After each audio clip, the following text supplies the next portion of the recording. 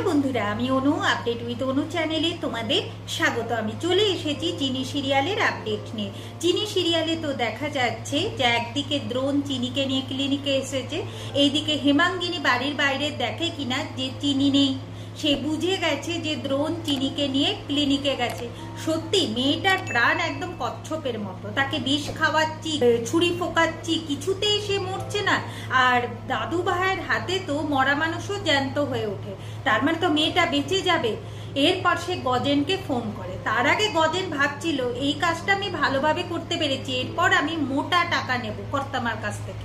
কিন্তু তার আগে কর্তামায়ের ফোন চলে যায় গজেনের কাছে। বলে কিনা তুমি কি একটা কাজও ঠিকঠাক করতে পারো না? তুমি জানো যদি মেয়েটা বেঁচে যায় তাহলে তুমি ফেঁসে যাবে। তাহলে এখন একটাই উপায়, তুমি ক্লিনিকে গিয়ে মেয়েটাকে শেষ করে ফেলো। এখন গজেন চললো ক্লিনিকে। কর্তামা এদিকে চিনির ঘরে গিয়ে গানের খাতা বিশাল খুঁজছে, কোথাও পাচ্ছে না। এইদিকে আমরা দেখবো ক্লিনিকে চিনি আর দ্রোণের কিছু রোমান্টিক দৃশ্য। কি হয় না, দ্রোণ চিনির হাতে তো ব্যান্ডেজ করে দিয়েছে। এরপর চিনিকে বলে যে তুমি না খুব বোকামি কাজ করেছো আজকে চিনি।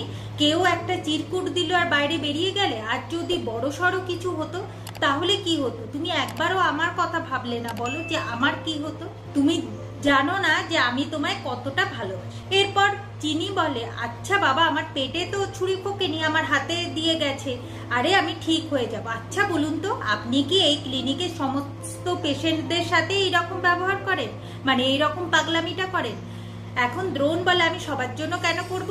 তুমি আমার বউ, তাই আমি তোমার জন্য পাগলামি করছি। সমস্ত স্বামীরা তার বউকে নিয়ে পাগলামি করে, অন্য পেশেন্টকে নিয়ে কেন করবে? এর মধ্যেই দ্রোণ ঠিক করে যে পুলিশকে ফোন করে সমস্ত ব্যাপারটা বলতে হবে। তাই এখন দ্রোণ গেছে নন্দন পুলিশ অফিসারকে ফোন করতে।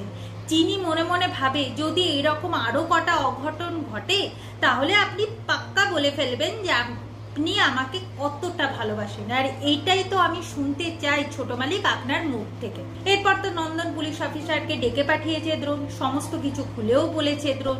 এর মধ্যেই চিনির পেয়েছে জল তেষ্টা।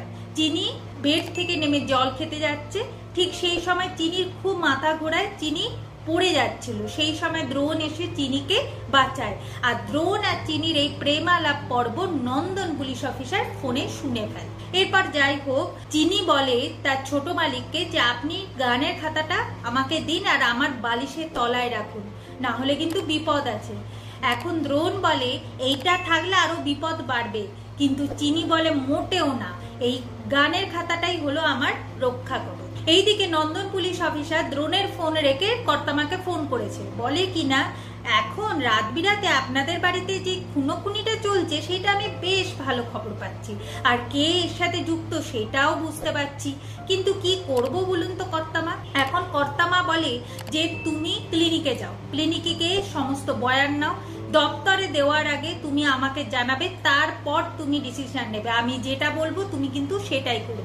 এখন নন্দন কি করবে? নন্দন তো ঘুষ খেয়ে বসে আছে, তাই নন্দন কর্তামার কথায় ওঠে, কর্তামার কথায় বসে। তাই সে সমস্ত কিছু কর্তামাকে এসে জানাবে। আর কর্তামা এটাও বলে দিয়েছে আসার সময় তুমি কিন্তু গানের খাতা ওখান থেকে জোগাড় করে আমার হাতে তুলে দেবে।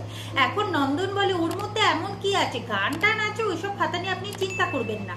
এখন হেমাঙ্গিনী বলে যে ওই গানের খাতাটা আমার দরকার, ওটা আমার স্বামীর, তুমি আমার হাতে তুলে দেবে, ব্যাস। নন্দন তো এখন তাতেই রাজি। আগামী পর্বে দেখা যাচ্ছে যে দ্রোণ বলছে যে এই চিরকুটটা কে লিখে তোমার কাছে পাঠিয়েছে সেটা আমি ধরবো। কি করে বলো তো? এরকম রাইটিং প্যাড আমাদের বাড়িতে কার কাছে আছে সেটাই গিয়ে আমি খুঁজি। চিনি বলে ওটার সাথে সাথে আপনাকে আরো একটা কাজ করতে হবে, কারা আমাকে মারতে এসেছিল সেটা আপনাকে খুঁজে বের করতে হবে। কি করে খুঁজে বের করবেন? কারণ আমাদের বাড়ির বাইরে সিসিটিভি ক্যামেরা আছে, ওর ফুটেজটা চেক করুন, পেয়ে যাবেন। আর দেরি করবেন না, তাড়াতাড়ি যান, নাহলে কিন্তু ফুটেজ লোপাট হয়ে যাবে। দ্রোণ গেছে এখন প্রমাণ জোগাড় করতে। অন্যদিকে গজেন পৌঁছে গেছে দ্রোণের ক্লিনিকে চিনিকে মার। কি হতে চলেছে দেখতে হলে স্টার জলসা এবং স্টার জলসা এইচডিতে চিনি সিরিয়ালে চোখ রাখতে হবে। আমার এই ভিডিওটা দেখবার জন্য আর আপডেট উইথ অনু চ্যানেলের পাশে থাকবার জন্য অসংখ্য ধন্যবাদ।